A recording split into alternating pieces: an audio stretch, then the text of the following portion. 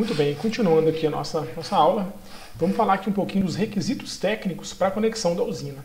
Então são alguns parâmetros ali que a norma estabelece de segurança que você tem que cumprir para que sua usina seja permitida a ligação dela. Como esses requisitos têm a ver com a usina em si, eles só vão ser conferidos no momento da vistoria.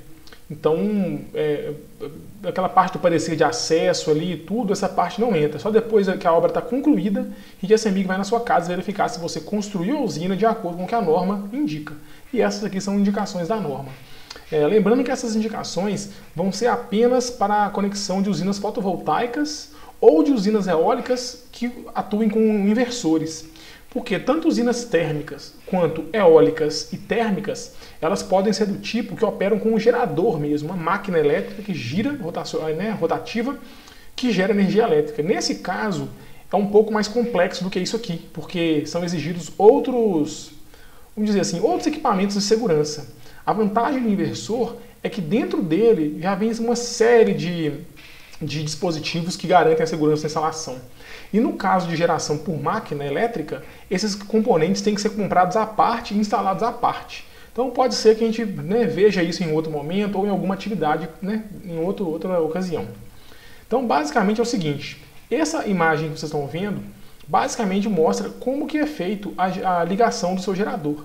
Então você tem aqui os painéis fotovoltaicos nesse G, ou pode ser um gerador eólico também que trabalha com corrente contínua. Vai ter um inversor, que é o coração do negócio aqui para poder funcionar, que ele converte a tensão em corrente contínua para a corrente alternada com a frequência e amplitude de acordo com a rede elétrica. E aí a norma obriga você a colocar um disjuntor, até chamado às vezes de dispositivo de seccionamento visível. Então o disjuntor é um dispositivo aqui fundamental, porque se em algum momento for necessário desconectar a sua usina do sistema, é aqui que isso vai ser feito, por meio de um disjuntor. Em paralelo com a sua usina, tem as demais cargas da residência. Então aqui vai ter um quadro elétrico com todos os disjuntores da casa e tudo. Então basicamente está indicando que a sua usina está em paralelo com a sua residência, certo? E dá para ver muito claramente também que tudo isso está depois do medidor. Do ponto de vista da rede elétrica de distribuição, você tem aqui até uma linha tracejada que indica a interface. Daqui para cima é CEMIG e daqui para baixo é acessante. Então daqui para cima é a rua, o poste e tudo mais. Da linha para baixo já é o seu padrão de entrada, que apesar de ser parte da sua residência, ele é construído conforme normas da distribuidora. E depois do seu medidor, vai ter a instalação da sua casa, em paralelo à sua usina fotovoltaica. O que são requisitos de proteção que tem que ter no seu sistema? Elemento de interrupção. Então tem que ter alguma forma do seu inversor ser desconectado dos módulos fotovoltaicos. Tem que ter também uma proteção de sub- e sobretensão. Então se acontecer, por exemplo, a tensão da rede subir muito acima do valor que deveria estar, ou abaixar também muito abaixo do valor que deveria estar, a sua rede deve ser desconectada. Também tem que ter esse dispositivo. Proteção de sub- e sobrefrequência. A mesma coisa. Se a rede elétrica da CEMIG indicar uma frequência muito acima de 60 Hz ou muito abaixo de 60 Hz, e esse muito, pessoal, é poucos por cento, eu não vou saber de cabeça agora, mas por volta ali de 5% já é muito, porque a frequência é um parâmetro bem constante assim da rede elétrica. Então, se acontecer sub ou sobrefrequência, sua conexão também tem que cair, você tem que ser desconectado da rede. Tem que haver um relé de sincronismo também. O que é um relé de sincronismo? É um dispositivo que garante que a sua rede da sua usina está em fase com a geração. Ou seja, a senoide que está ali no cabo da CEMIG tem que estar 100% sincronizado com a senoide do seu inversor. E isso também é um mecanismo ali que faz, um relé de sincronismo. Por último, tem que ter uma característica no seu inversor que é anti-ilhamento. O que é o anti-ilhamento? Se por acaso a rede da CEMIG cair por algum defeito, por exemplo, ou um desligamento para manutenção, automaticamente seu inversor tem que parar de funcionar. Mesmo que a geração do seu inversor naquele momento seja suficiente, a sua usina seja suficiente para atender a demanda da sua casa, da sua instalação. Mesmo assim, ele tem que ser desligado. E por que disso? Porque como a sua usina está ligada na rede da distribuidora, se por acaso a distribuidora cai e a sua usina continua gerando energia, pode acontecer do profissional que vai dar manutenção na rede tomar um choque elétrico devido à sua usina enviando energia para a rede com a rede desligada. Então, para garantia de segurança, para uma vez que a rede elétrica não tem mais energia, o inversor também tem que parar de funcionar. Então, o que eu disse para vocês que da facilidade do inversor é que todos esses elementos estão incorporados no inversor hoje em dia. São um inversor, um equipamento com uma certa inteligência, vamos dizer assim, que tem um processador, opera como se fosse um computador mesmo, e ele consegue fazer tudo isso que está aqui automaticamente. Ao contrário de uma usina, por exemplo, uma hidrelétrica ou uma geração eólica a corrente alternada, que você tem que ter tudo isso aqui à parte, elementos instalados à parte, para garantir a proteção da sua usina e também da rede dos profissionais que atuam nela. Sistema de medição. Como é que funciona, pessoal? O sistema de medição, basicamente, ele é um medidor de energia. E o medidor de energia, no caso da baixa tensão, ele é de responsabilidade da distribuidora.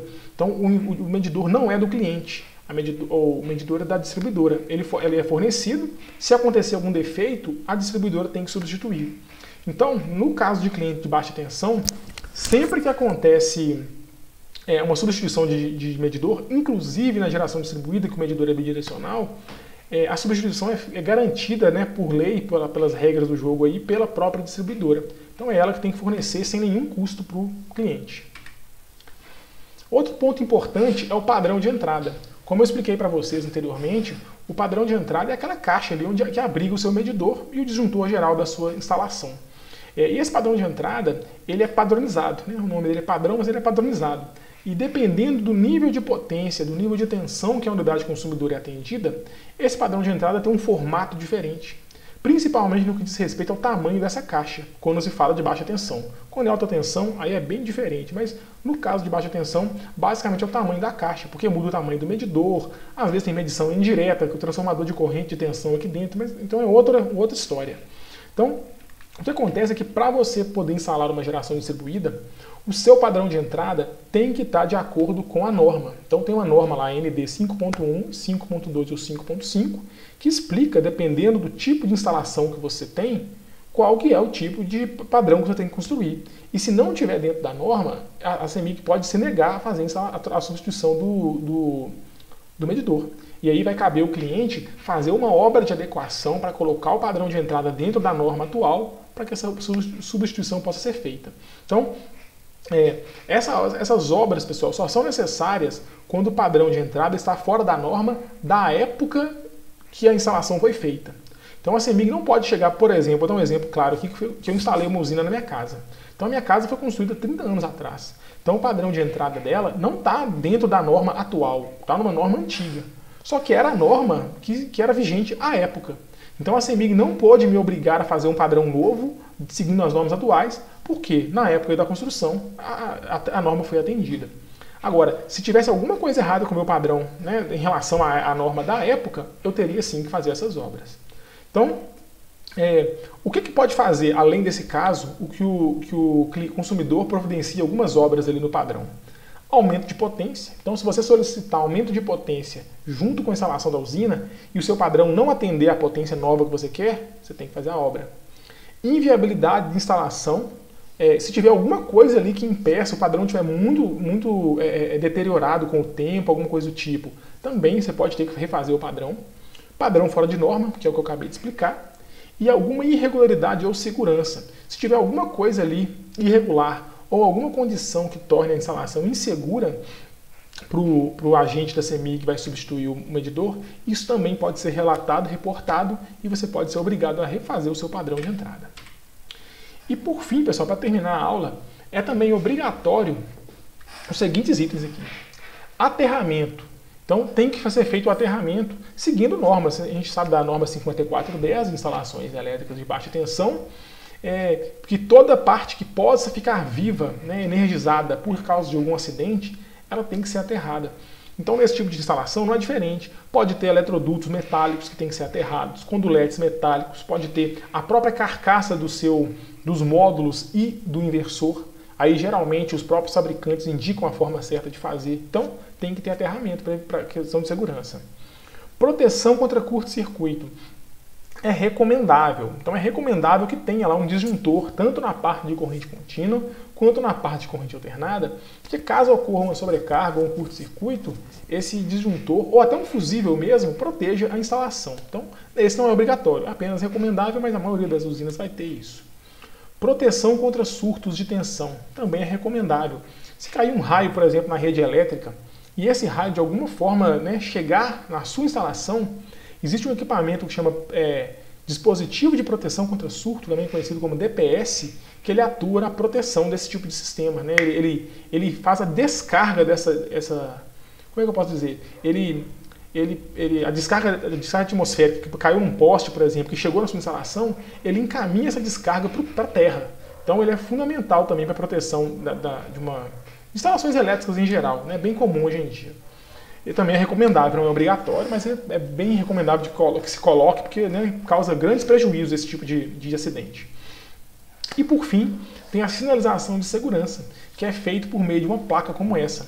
Uma placa semelhante a um desses dois padrões que a CEMIG disponibiliza na norma, tem que ser colocada preferencialmente aqui na frente do medidor. Porque se alguém for fazer uma manutenção na rede lá próxima ou no ramal de entrada da sua casa, ele vai ver essa placa, que tem geração própria, e ele pode, para garantir a própria segurança, mesmo sabendo que o inversor vai desligar se a rede da CEMIG cair, ele pode querer que você desconecte a sua usina para garantir a segurança dele.